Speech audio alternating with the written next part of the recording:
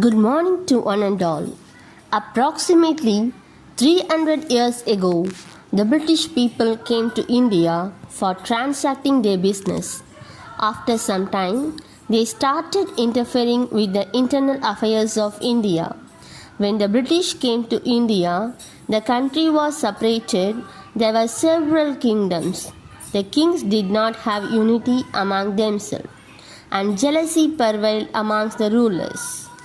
As there was no unity among the rulers, the British utilized this opportunity as a favorable thing to them and seized disputes between several states.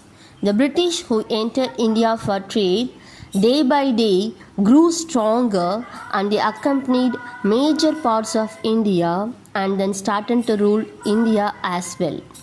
They treated Indians as slaves and also made several rules and regulations which favored the British. They laid restrictions on the small scale industries and collected high taxes from the Indian citizens. During the rule of British, the freedom of speech was lost. The Indians were forced to purchase the goods sold by the Britishers. The British started plundering the material or natural wealth of the country. They are looting precious stones, artifacts were exported to their country.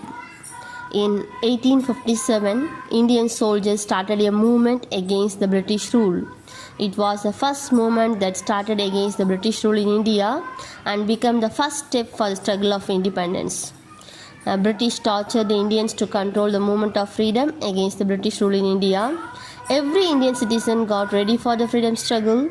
They fought against the British rule which made Indians as slaves. In the state of Punjab, in a place called Amritsar, there was a freedom movement which saw the death of thousands of people, that is freedom fighters, who died in the Jallianwala Bagh massacre, which was called Jean Daya, who ordered the shoot of women, children and innocent civilians also.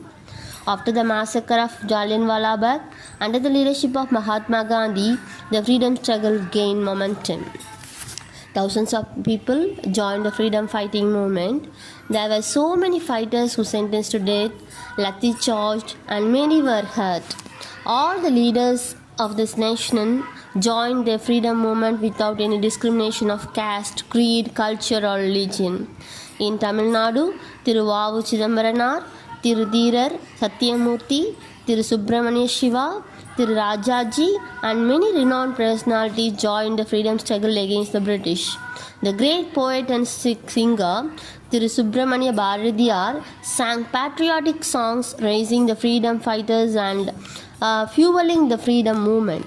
It will be interesting to know that the Indian freedom movement did not utilize any weapons or equipment but utilized the weapon of non-violence, which was also called Ahimsa.